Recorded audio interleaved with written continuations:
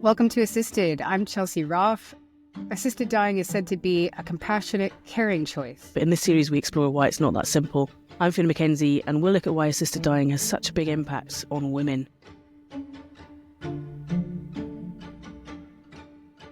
I am absolutely thrilled to be joined with Chelsea this morning by Baroness Grey-Thompson, who is an incredible Paralympian who we were just discussing is the holder, or was the holder, of 35 world records, has 16 Paralympic medals, and she even started training when her baby was small, and as the mum of a smallish baby, that is an incredible achievement on its own. But you have been talking about assisted suicide or euthanasia for many years and have been campaigning, I think, to try and protect disabled people and wider society from the harms in this. So we're just so keen to talk to you about what's been happening in the bill and get your knowledge of perhaps, this bill seems like it has more urgency, more rush than anything before, and also more prominence. Do you think this bill that's now in the Westminster Parliament is different? And, why do you think that is? The difference is that it came out top in the private members' bill ballot, so it was given some time. So previously it's sort of started in the Lords, or it's been some amendments to other legislation.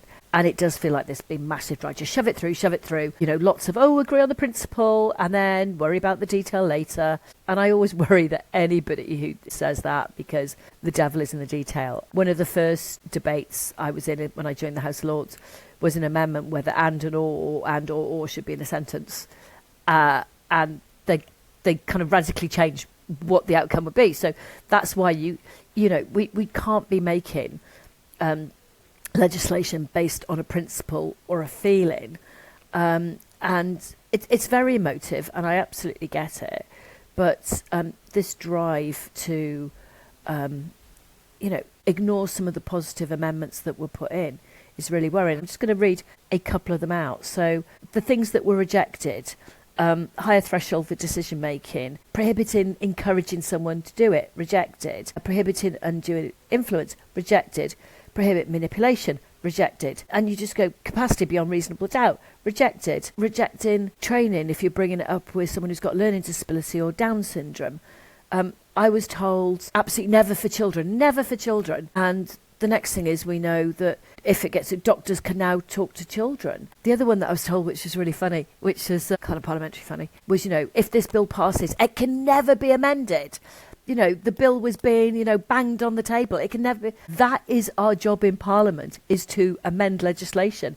This bill amends the Suicide Act, and it now proposes to amend the legislation around the NHS. So it's like, so it feels like slightly surreal at the moment. We're told they've got more safeguards than any other legislation in the world.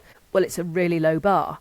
And then they've rejected all these other ones. So this drive to push it through just to get something on the statute books, and worry about it later, and we can trust people. I'm afraid I don't really trust people. And some of it, a colleague of mine years ago said, where there's a will, there's a relative. And that's just stuck with me.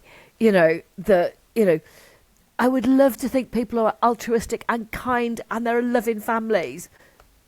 But there's lots that aren't. And I think this is a bad bill at the wrong time, when the government is slashing disability benefits and the NHS is in turmoil. It is the wrong time to be doing this. Some may be listening in the future, but we're speaking on the morning after the committee has finished its deliberations and its process. You have the benefit of being a crossbench peer, and so can speak your mind perhaps more than most people. Especially on politicized issues, and I wonder, this morning after the committee has just wrapped up, you've spoken to it a little bit, but what's your take on the bill as it's emerging from committee? And for those MPs that maybe haven't been listening or watching too closely, what are some of the key things you think they should know? So I do feel a bit sorry for MPs, because election last year, massive bunch of new MPs, all very, happy to be here and very grateful to their respective parties for being here, because it's down to the parties they got voted in. And then they get here and they are bombarded with all these horror stories of family dying in pain. And I don't know a single person on my side of the argument who wakes up every day and says, I want people to die in pain. No. And both my parents have died. Mum's death was pretty bad. Dad's was okay, because we made sure it was. And, I think they felt this huge sense of relief when the committee started, because then people left them alone for a bit. But it's quite complicated, and, you have to have been following it really closely. there's so much media spin on this. I mean, the one that makes me smile is removing the judge, the High Court judge, in the decision-making process, putting in a panel and calling it Judge Plus. And it's like, it is literally Judge Minus. Literally Judge Minus. Judge Minus. And and it's all this spin, which I think is really difficult, because when people said the second reading was, the best of Parliament, I think people realise, it's such a serious and a difficult issue. Writing legislation on bad cases is also not the way to do it, because it fundamentally doesn't understand coercive relationships, pressure, burden. In the Bill Committee, they said feeling a burden is a legitimate reason to request this.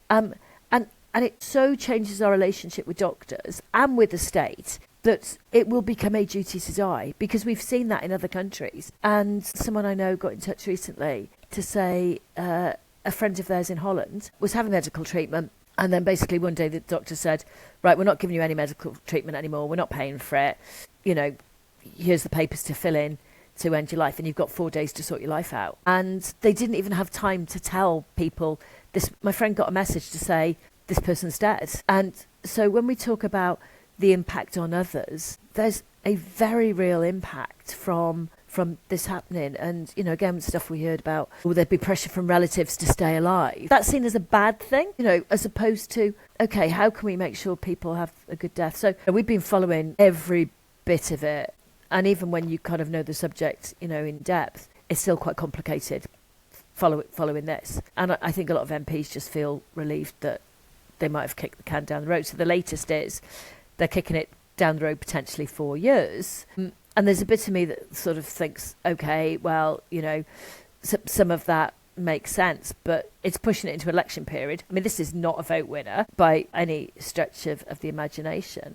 But also the other things it kicks down the road is the fact it's a bad bill, and that, we're not going to really do much on coercion. We're not going to do much on that, just worry about it in a couple of years' time.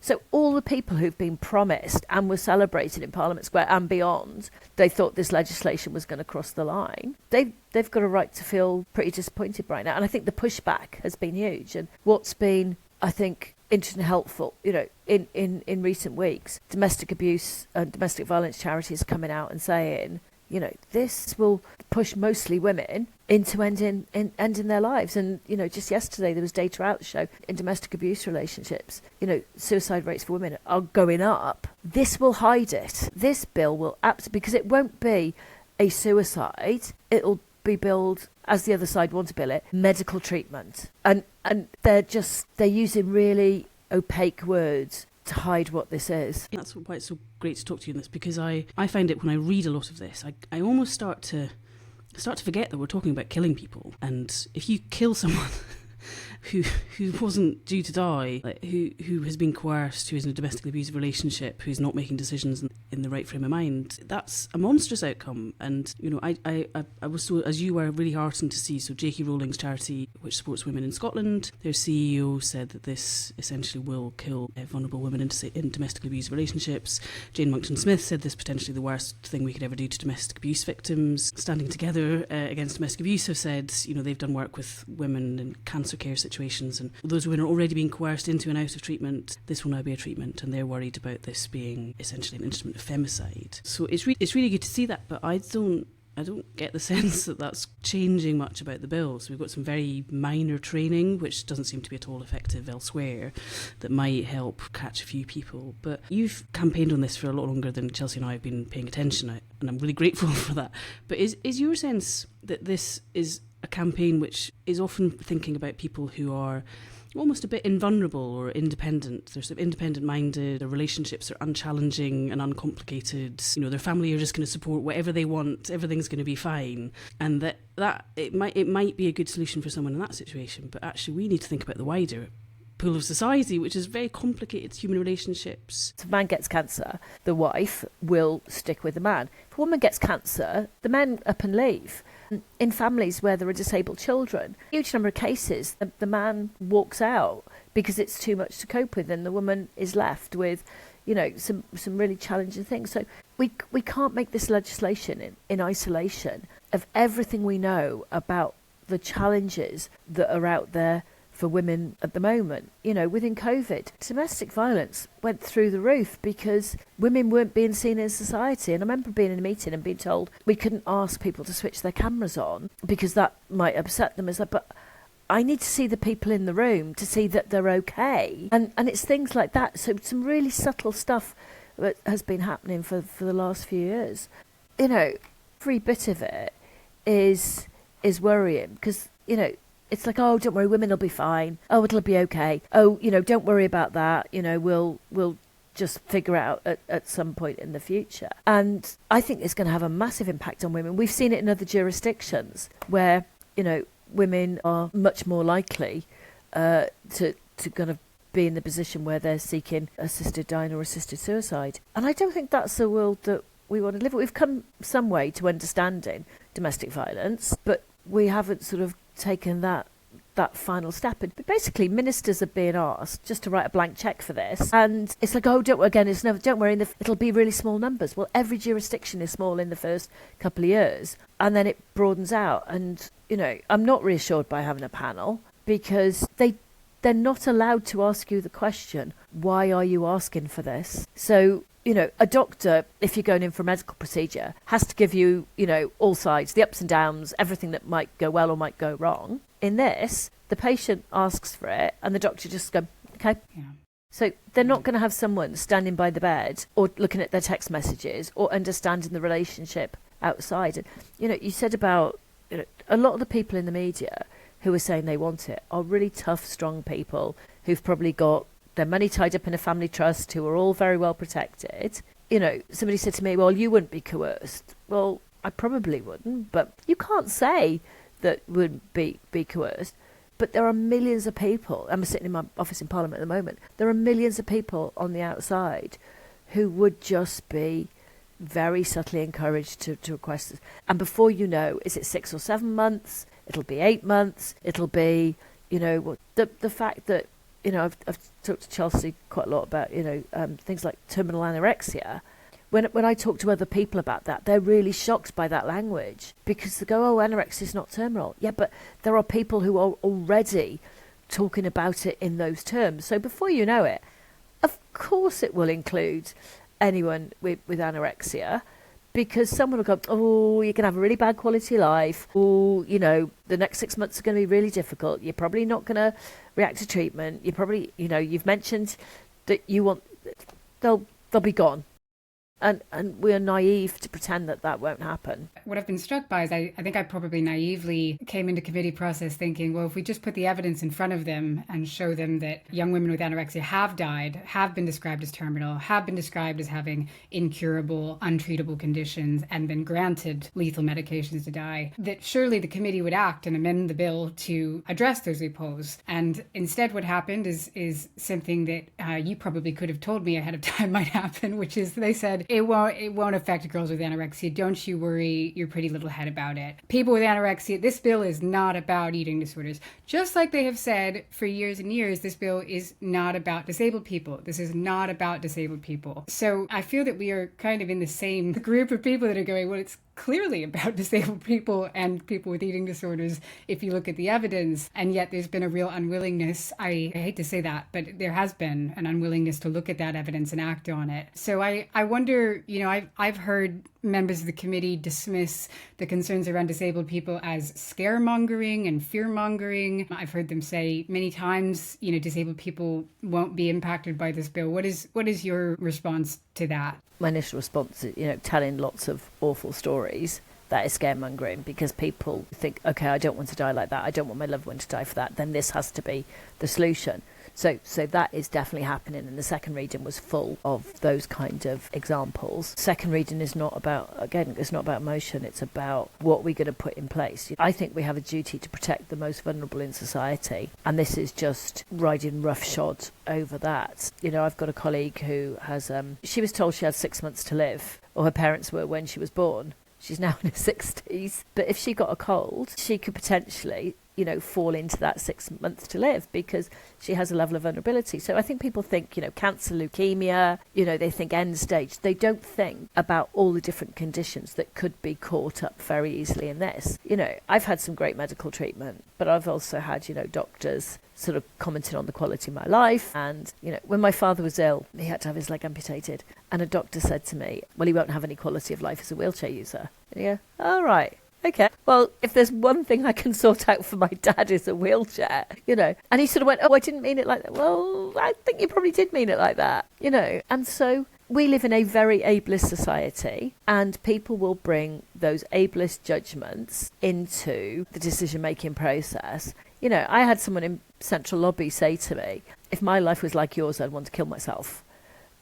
And it's like, I have so much privilege in my life, either as an athlete or as a parliamentarian. And you go, so what do you think about my life?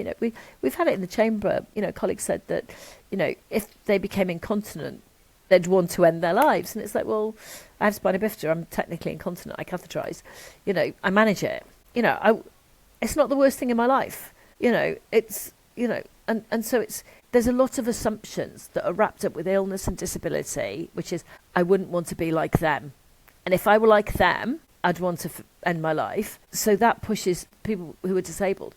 It pushes them very easily into the category. And we're wrapped up with, changes to the NHS, benefit cuts, all this other stuff's going on. I can't get on a train without the permission or support of a non-disabled person. So why should I trust that society's going to look after me in any other way? The definitions of terminal illness, even in this bill, are really slippery. I was reading that there was an amendment put forward by Tom Gordon, I believe, who said that we should have, for neurodegenerative conditions like motor neuron disease, we should have a 12-month prognosis limit. So if you're due to die in 12 months, or on the balance of probabilities, doctors are going to say that. And what was interesting about that is that in Australia, where they have this similar approach, that means multiple sclerosis, which is very common in the UK. I know lots of people in Scotland who've got MS, which is a disability. You qualify because you can find a doctor who will say you have terminal MS. Now, the MS charities here reject that diagnosis, but all you need...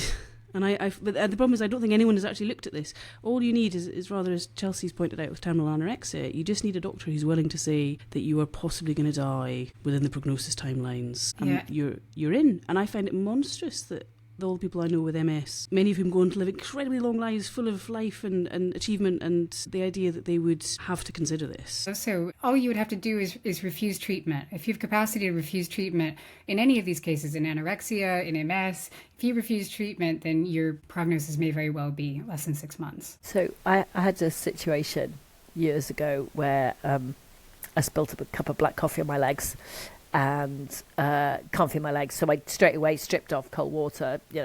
Actually ended up with a mixture of first, second and third degree burns. Blue lighted hospital, can't feel a thing, can't feel it. I mean, I was sort of in shock. I was spasming but I couldn't physically feel it.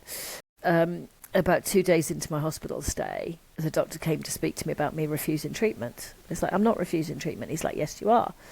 No, I'm not. I'm taking antibiotics, you're dressing my wounds, I'm not refusing treatment. He's like, you've refused painkillers. Well, yeah, that's not... but I can't feel anything. And he's like, but you've refused treatment. Sorry, you want me to take painkillers for something I can't feel? It would be a bit like... The best way I can describe it is Chelsea burning her arm and me having painkillers, hoping that's going to make it... it's like, you're a doctor. What part of I am paralysed, I cannot feel it, do you not understand? And I ended up discharging myself from that hospital because they'd written in my notes that I'd refused treatment. I was like, I kind of laugh about it because you just go, this is ridiculous. But also I was in a position where I could discharge myself from a hospital, drive somewhere else, sort myself out. I basically got readmitted to a different hospital. When you have these experiences, you kind of just keep thinking, okay. And, for me, palliative care, specialist palliative care doctors are the biggest group of doctors who say this should not be allowed. They are the ones, day in, day out, dealing with dying people, and they're saying there's a better way of doing it.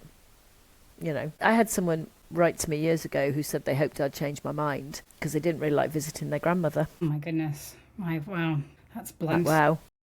Wow. In some ways, I respect the honesty there, at least, because sometimes they're not willing to be that honest. As you speak, Tanni, I'm thinking about a term that's used often in the research literature, but we talk about it a lot in eating disorders. It's called iatrogenic harm, and it's experiences of harm in the medical system itself. Sometimes unintentional, but doctors either dismissing or saying, I don't think you're ever going to get better, or your quality of life is going to be low, or if you don't do this, then using kind of authority in that way. And I'm aware that those experiences build up over time and can lead to a feeling of despair and a feeling of, why continue at all?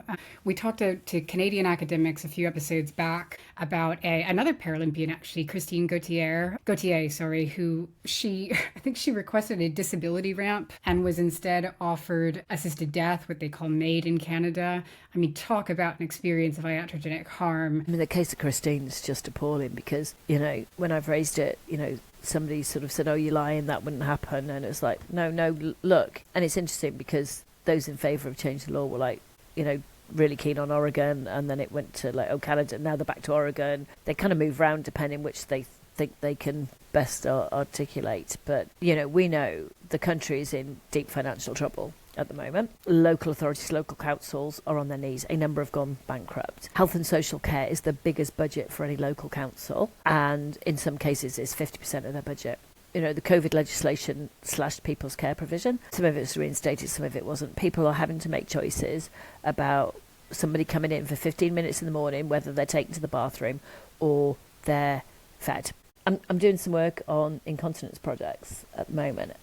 People are now in care situations being given incontinence pads that you sit on for 12 hours. So they get changed twice a day.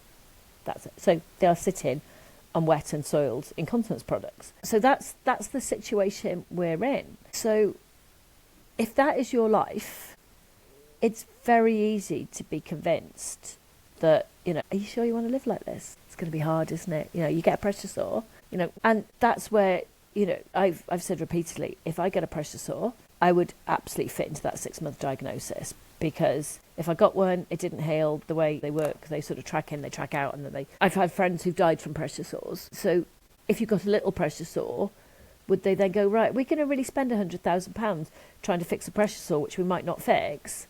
So should we just suggest this to you now?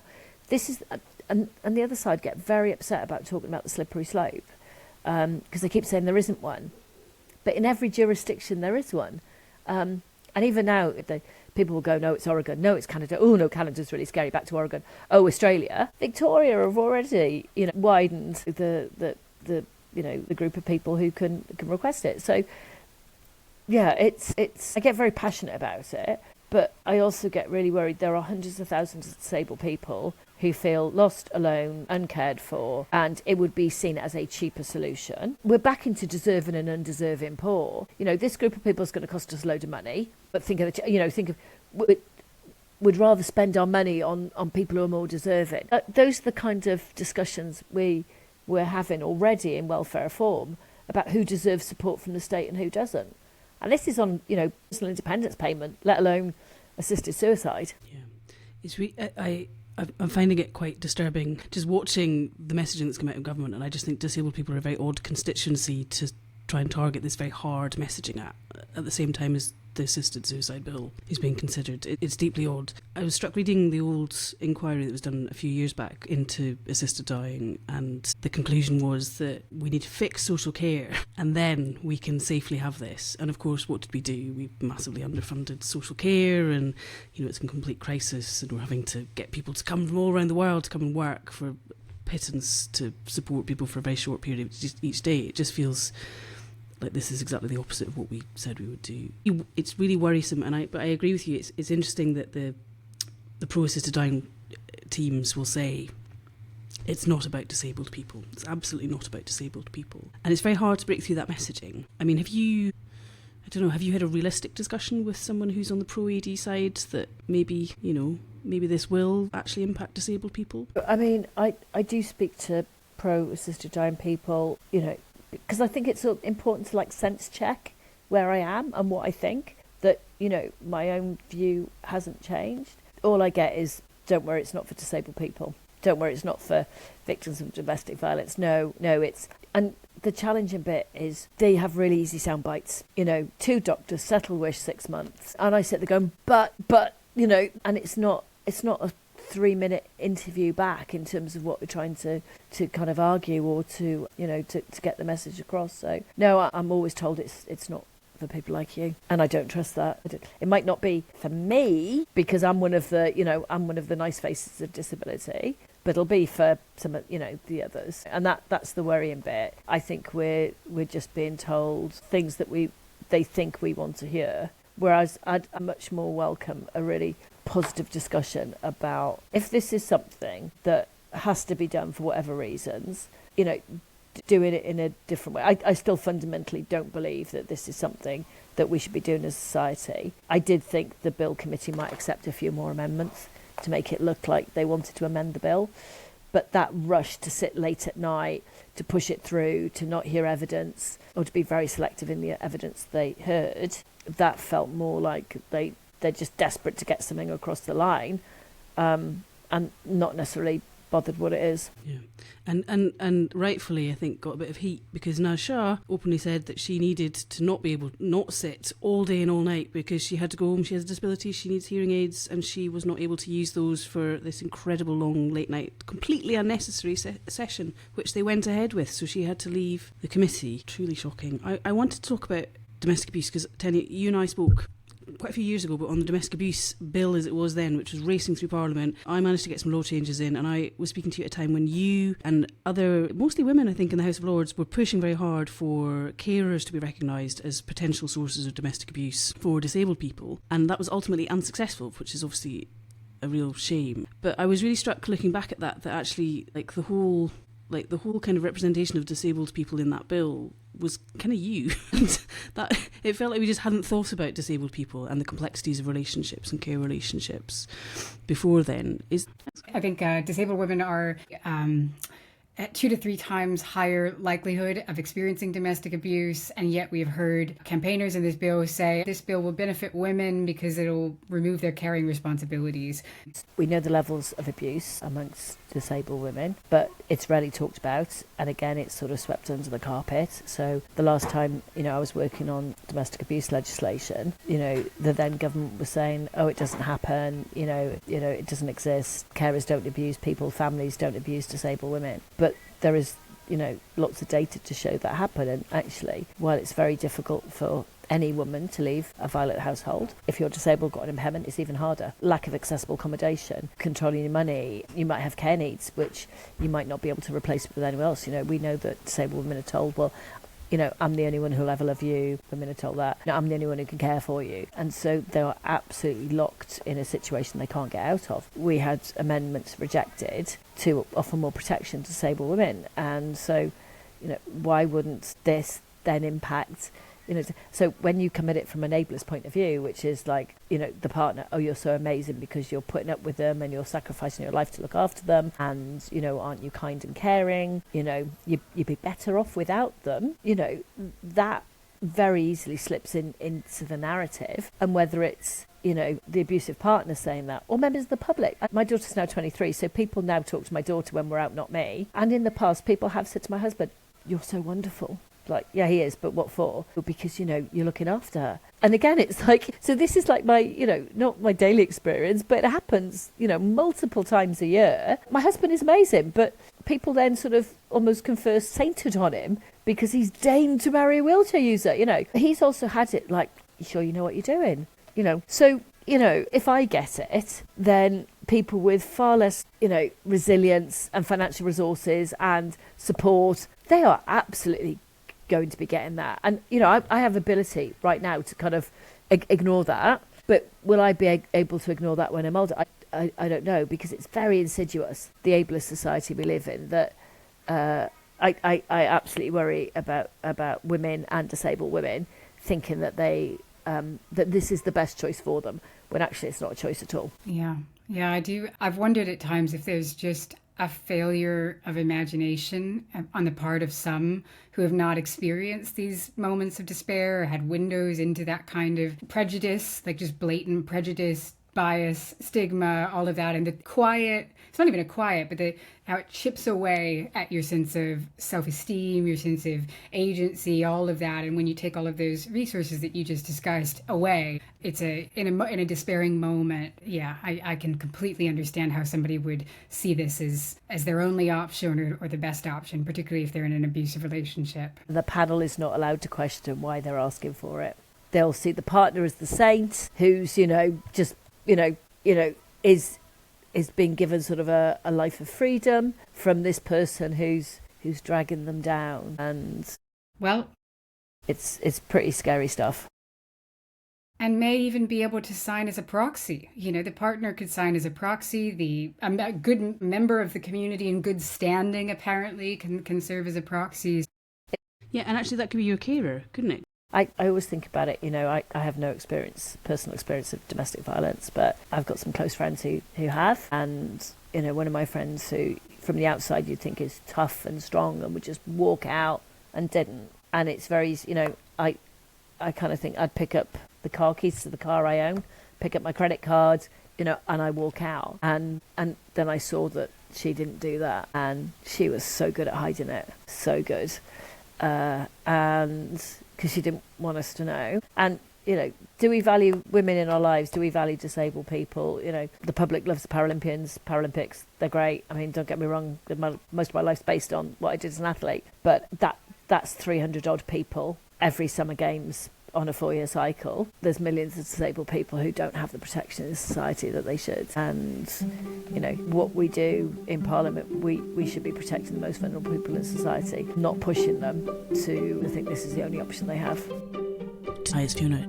Chelsea and I were so keen that we start to hear some really detailed debate on what assisted dying could look like here in the UK for women. We do not have big money funding, so if you'd like to support us, you can go over to our Substack and subscribe there, or you can donate to The Other Half on our website, theotherhalf.uk/donate. So grateful for this and so grateful for you listening, though. Thank you.